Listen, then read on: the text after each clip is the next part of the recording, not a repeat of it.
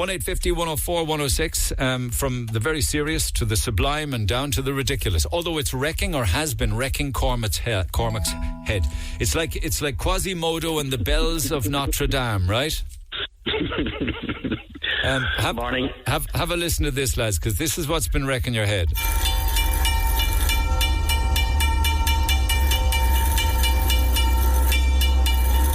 Is that an actual recording? That's me. I actually did a YouTube video of it, and that's from it, yeah. And because it sounds very close, but what's the backstory to all of this?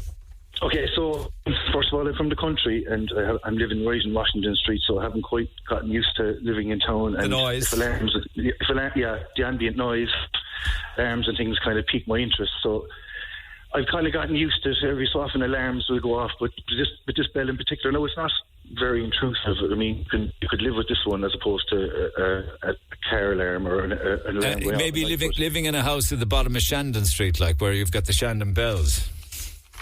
Well, I'm literally on Washington Street, right in the middle of town. So if there's a fire brigade or anything goes through town, I know all about it. Or if there's Freshers Week, so I'm right in the thick of it.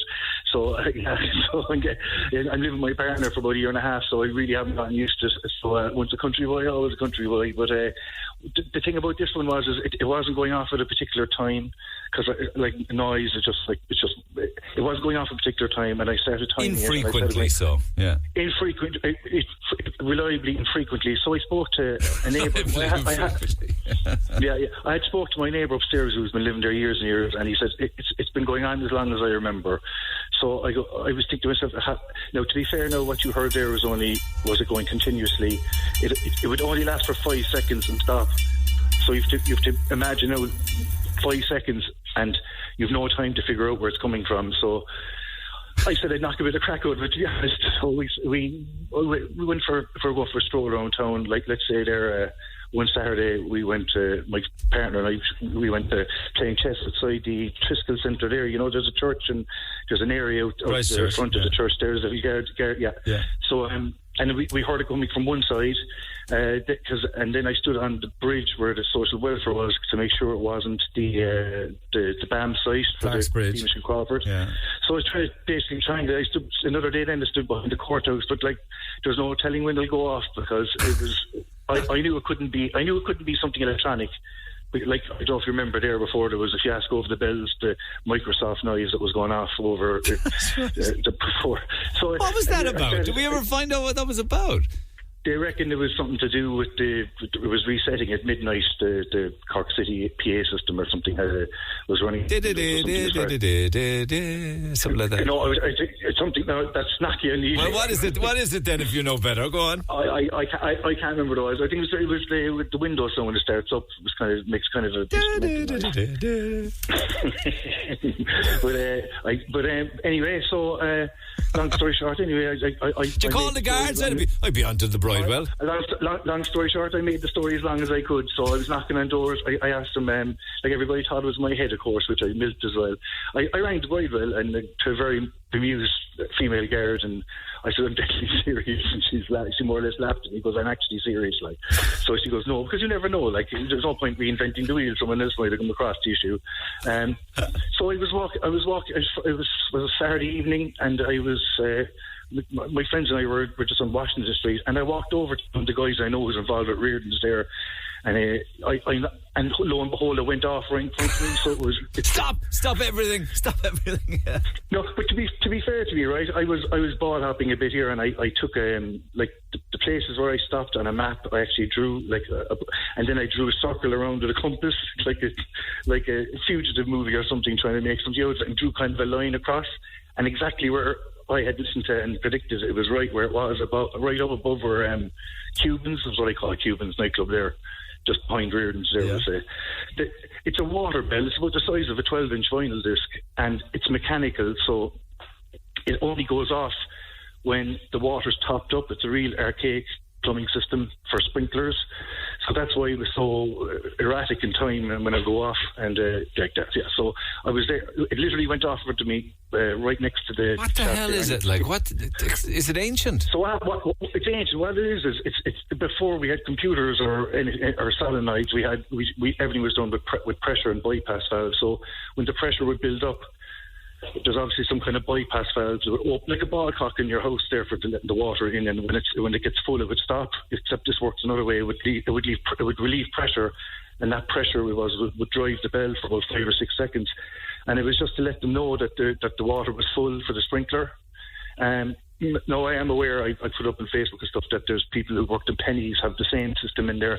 And when you look around in Cork, you can see these bells they are around the place.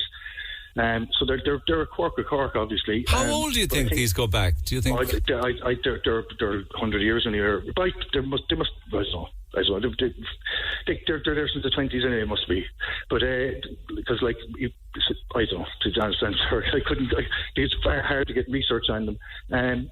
But after I'd have to go a bit of crack out of trying to find it. But then what happened one morning then is at 4 o'clock in the morning it went off continuously. And I hopped out of bed like lightning, and I ran down because I said, this mightn't last now, and it stayed going off all the way till the next day. So I got a good photo of it, and I went into the guys in the wires, and they made a phone call, and they couldn't stop it, so they literally went up and got a ladder and physically just put something to stop it going off. So, its life has come to an end then after over 100 years. Man from West Cork comes up and puts the kibosh on it, huh? Yeah, just another nail in the coffin of the past, one of those old quirks of Cork. So there's no more of it then? No more of it? No more of it, no. So you can get a night's sleep? We'll see now.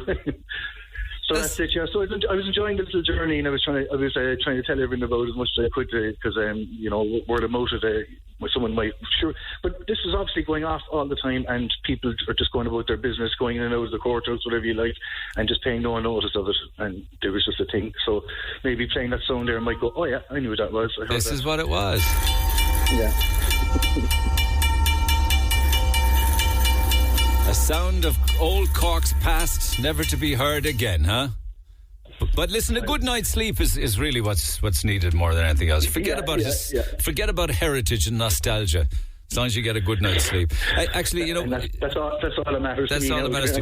Yeah, and the one that before it, I mean, you said that I got the Microsoft startup tune wrong. You were absolutely right, because this is the actual one. That's the one. Well, because the first thing I did was went to the internet to see Bells Cork, and I was trying to find it, and that was the only thing that came up. So I was right, I'm wasting my time here. I did as much research as I could on the armchair before I went walking around and people thinking I was absolutely nuts. So yeah. Life on Washington Street, though, is kind to you, though, is it? You enjoy it? Mighty, absolutely fantastic, yeah. Mighty altogether, yeah. Okay. Yeah, love it. It's the best city in the world. Well, fair play. I lived in Dublin for 10 years, and I love living in Cork, yeah. What do you like about it? What's the difference? The people, 100% the people. You don't have to. You could leave if you left your phone in your car. The window of your car wouldn't get broken into. Little things like that. Come here. Cop yourself on, pal.